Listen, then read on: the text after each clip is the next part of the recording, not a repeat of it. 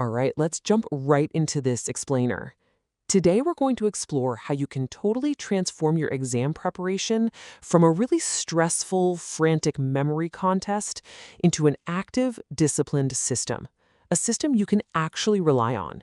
We're looking specifically at high-stakes professional certifications here, drawing on some truly fantastic insights from Institute I-4 about mastering the CBAP exam, which is pretty much the gold standard for business analysts. We're going to break down exactly how you can architect a study discipline that practically guarantees you'll walk in with total confidence on test day. So, if you're out there juggling a super demanding career while prepping for a major certification, I bet you've asked yourself this exact question.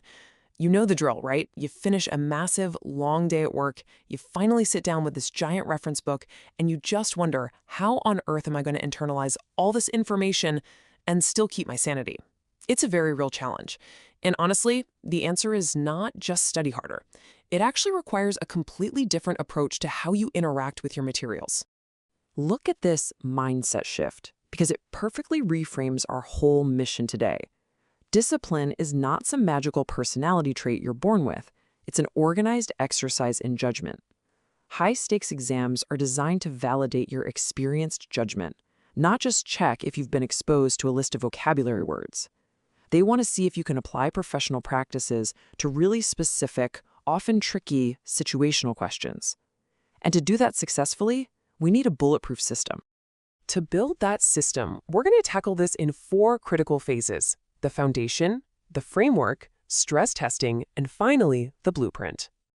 Starting from the ground up with phase 1, the foundation, moving way beyond rote memorization. You see, there is a massive difference between simply working hard and actually studying with discipline. Independent study can feel completely fragmented if you're just sitting there reading a textbook cover to cover. A professional standard like the BABOK guide, the Business Analysis Body of Knowledge, is explicitly designed as a reference manual, not a step-by-step lesson plan. So if you're just studying chapters in total isolation and memorizing vocab words, you're studying passively. Discipline studying means actively using visual frameworks to capture cross-chapter connections. Why? Because on the actual exam, a question might start off talking about stakeholder engagement, but the right answer hinges entirely on requirements lifecycle management. So the real takeaway here is this: use visual study guides. Things like process maps, comparison tables, matrices. Doing that will help you understand the relationships between different knowledge areas way faster than staring at a highlighted page ever will. When you hit a concept, let's say a backlog or a prototype, do not just memorize the definition. Ask yourself, where does this actually fit into the bigger picture? Who is using it? What specific decision does this support?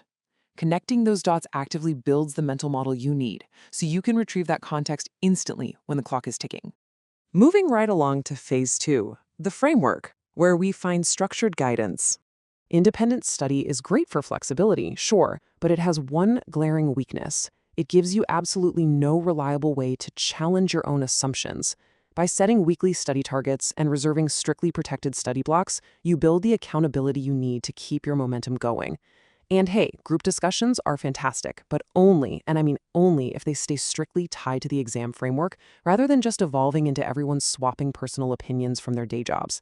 That's why a live instructor-led course or structured mentoring is so vital. It carves out that protected time and gives you immediate feedback to correct flawed interpretations before they cement into bad habits.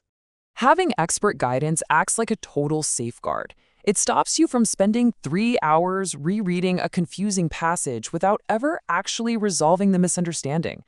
A good mentor or dedicated instructor doesn't just sit there reading slides to you. They explain the why behind an answer. They show you exactly how these concepts show up in scenario questions, bridging that tricky gap between the real-world habits you use at work and the highly specific terminology the exam is going to demand from you.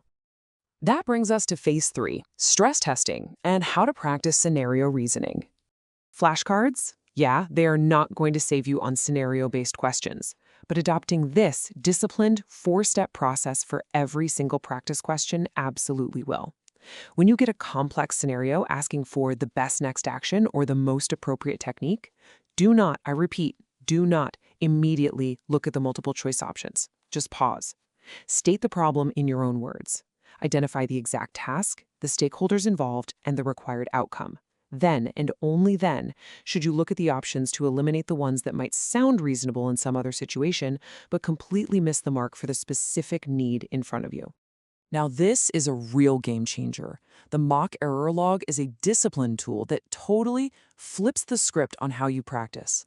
Labeling exactly why your reasoning failed reveals specific knowledge gaps, which is infinitely more valuable than just staring at a running percentage score. When you use an exam simulator, the rationale they give for the answers is just as critical as your final grade. Did you misunderstand the task?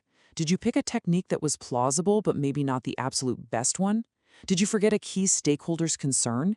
By logging the topic, your chosen answer, the correct answer, and the exact reason your logic broke down, you're going to start seeing patterns in just a few weeks. You might suddenly realize, oh wow, I consistently confuse prioritization techniques. Finding that out before exam day? Literally worth its weight in gold. And finally, Phase 4, the blueprint, as we enter the final countdown. This timeline perfectly maps out how your discipline has to evolve as you get closer to the big day. It prevents that super common mistake of trying to cram entirely new concepts at the last minute instead of building up your mental stamina. In the early phase, skip the full mock exams. Just use smaller question sets to test your interpretations. In the middle phase, that's when you dive deep into your error log.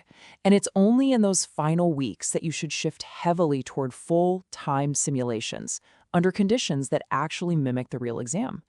Your final resource decisions should always be based on risk, meaning you invest your time exactly where your error log tells you to. As our source material from Institute I4 points out, this right here is the ultimate takeaway.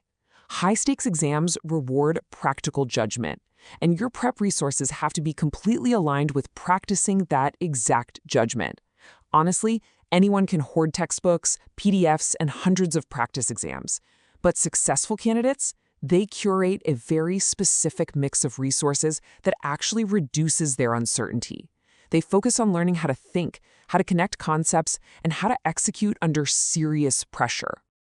So, I want to leave you with this final thought to really chew on for your own professional journey. Because true, unshakable confidence only comes from having a structured, tested system. Take a hard look at your current study habits today. Are you just passively reading, or are you actively architecting your success? Build that foundation, lean heavily on a framework of accountability, ruthlessly stress test your reasoning, and follow the blueprint right across the finish line.